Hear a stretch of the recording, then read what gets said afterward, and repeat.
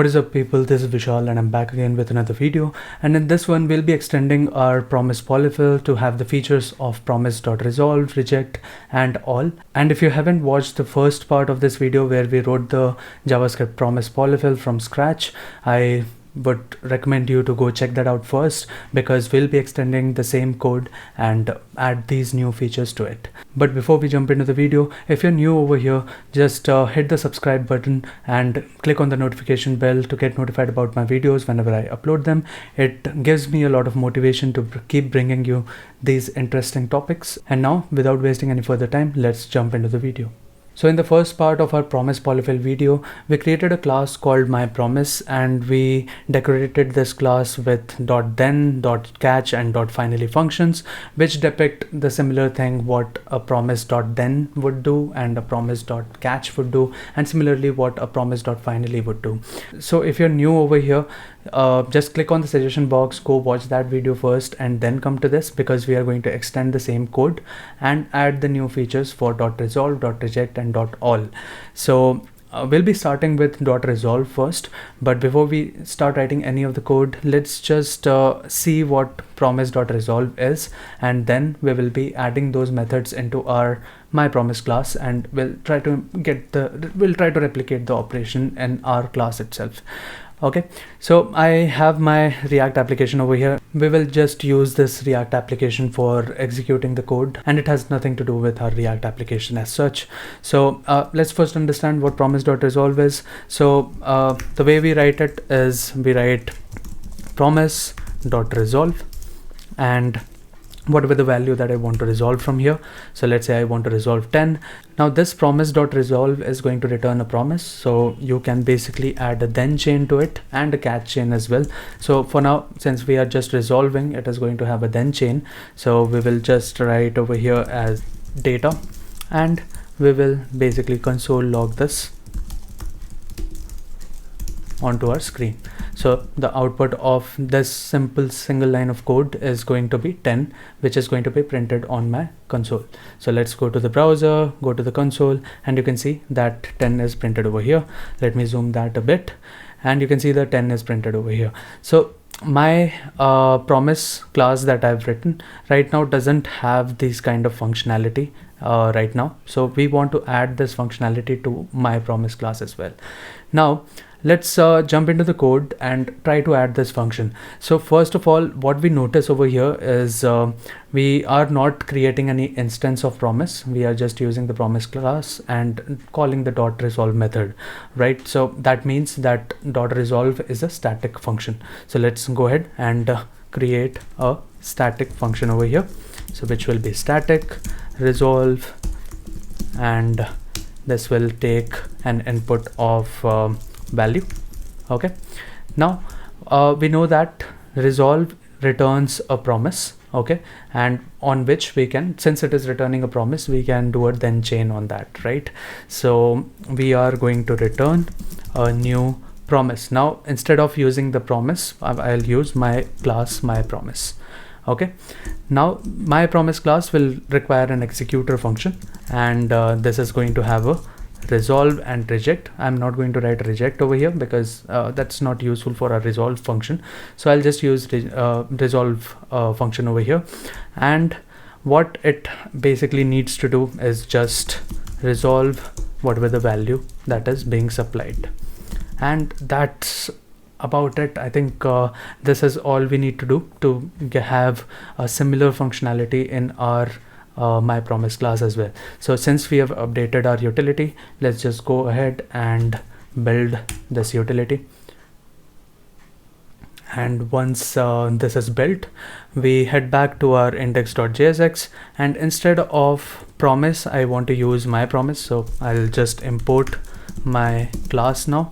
So we'll write from @code_along utilities, and we are gonna import myPromise.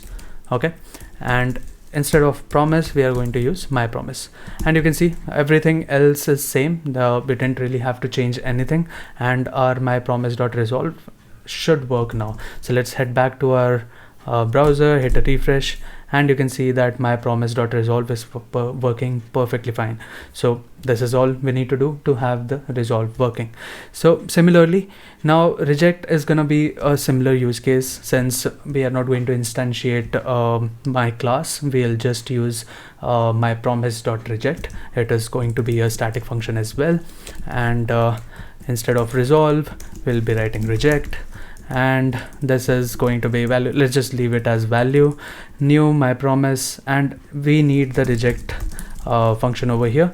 And since we are not going to use resolve, I'll just add a underscore. It's just an indication that we are not basically using this particular argument into our function. Okay, so now we just have a reject, and that's about it. So let's go back to our index.jsx, and now instead of my Promise.resolve, I'll write reject. It is not able to resolve right now because my utility is not built, so let's just build it. So once my utility is built, it is going to get the reference of reject function as well, and inside the reject, what we are going to reject is something went wrong. Okay, and since this is a rejection, we will have a catch function over here, and it will have a error supplied to this particular function, and instead of console log, let's just use our error and error. Okay, so let's head back to our browser and see if that worked fine. So you can clearly see that my Promise.resolve has printed out 10, while my Promise.reject has printed out an error, which is something went wrong. Okay, so this these two very simple functions are just working perfectly fine. So we are now going to go ahead and write our .all function. So again, so we don't need to instantiate the class to call .all function of a promise. So even this function is going to be a static function. So we are just gonna have static all, and this is going to be the function. Now what Promise.all is all about, so let's quickly write our Promise.all and see what it actually does, and then we will write the code for my Promise.all. Okay, so let's use our Promise.all. So Promise.all takes an input of an array of promises, so let's supply that to this. So we'll use Promise.resolve. We will have 10. Okay, then we will write Promise.resolve 20. So we know that all of these .resolve functions are going to return a new promise, so we are basically supplying an array of promises over here. Okay, and similarly we'll have another, I'll just add another one over here. So Promise.resolve, and this is going to be 30.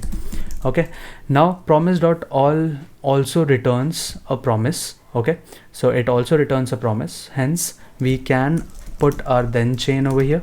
So we have a then function, and whatever the value that this particular function is going to receive is going to be an array of resolved values. Okay, in the same order in which we have written our promises, the same order we'll have the results of these promises. So let's write results, and all I'm gonna do is write console.log of results. Okay, so this is my Promise.all implementation. Right now I'm not using my promise, I'm using the pre-built promise class, and we are supplying Promise.all with all the array of promises. So the output should be 10, 20, 30, and we go to the browser and you can see it prints out an array of 10, 20, 30. Okay, so what I want to demonstrate over here is whatever the order you are supplying the values, it is going to resolve them in the same order in the results. So this is what this is the functionality which we want to bring to our my promise class. So let's go ahead, and my promise class I've already created a static all function. Okay, now this is going to receive an array of promises, right? Now inside this particular function, I'm going to create a few arrays which is going to be fulfilled. So this will keep a track of how many promises are fulfilled, and will also create an array of results to store the output of each of these promises. Now we know that all function also returns a promise. That's how we are able to put a then chain on it, right? So we know that this is going to return a promise. So we, instead of the pre-built promise class, we'll be using my promise class, which we have written over here. Okay, so this is going to return a new promise. Now the promise will have a resolve and a reject, right? This is the executor function.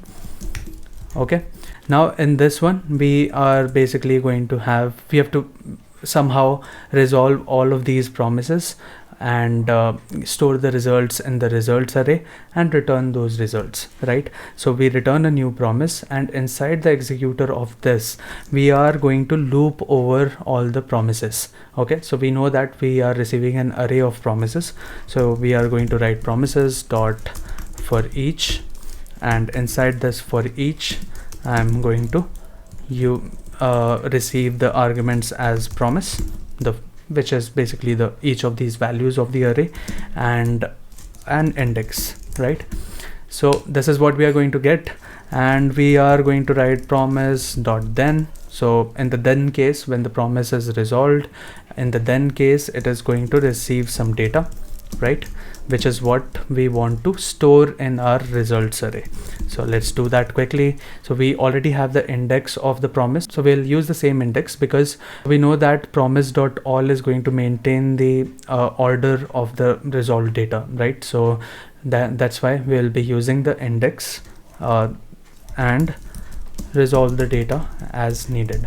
Okay, so the results of index equal to data, and we'll also write fulfilled dot push.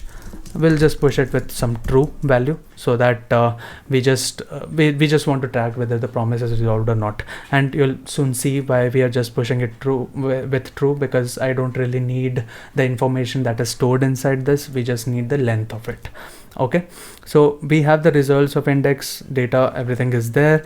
Now when does it resolve the value? So it will resolve the value when the fulfilled dot length is equal to the promises dot length. Okay, oops, right. So if this condition is true, that's when we are going to resolve the results. Okay, so everything makes sense so far. So we have a promise dot for each, and we are taking each of these promises, we are attaching a then chain onto that, and whenever the promise is resolved, we are taking that and data and putting it inside our results array. And we are also marking the fulfilled array, say we are just pushing a true just to state that okay, something has been resolved. We are not really interested in what is stored, we just want the length of it. Okay, so this is fine. Now one thing that we are missing is what is the reject. So if there is a rejection, so we'll have a catch function, and it is going to have an error, and in this case we are just going to reject from here.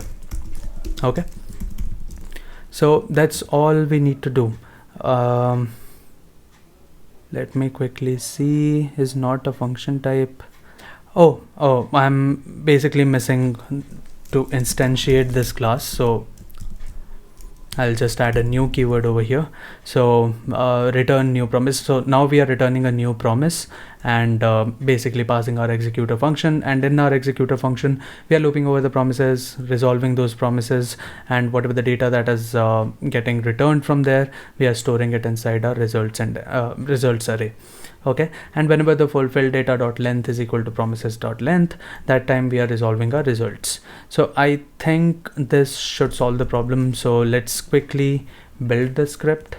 Once this is built, we will head back to our React application in index.jsx, and instead of promise, now we are going to use our my promise class. So let's just select all of these and change these to my promise, and now you can see that my promise is also able to resolve all function, and this is going to take an array of all these promises. So we just, in the starting of the video, we wrote my promise.resolve, and we know that these are going to return the promises as well. So the output is supposed to be same. So because we are trying to replicate the same behavior, so the output should be an array of 10, 20, 30. So let's just quickly see if that's working fine. Something is broken. Okay, yeah, so my promise is basically working fine. Ignore the error that I was getting. I think I was in middle of the compilation of my code. So now if I refresh, you can see that we are receiving the result of 10, 20, 30. Okay, so my Promise.all is also working fine. It's just that we have not tested the scenario of reject. So let's reject. And in this case, we are going to reject with something went wrong. And let's see what's the output now. We hit a refresh, and I think since we don't have a catch scenario over here, it is basically not doing anything. So let's add a catch as well.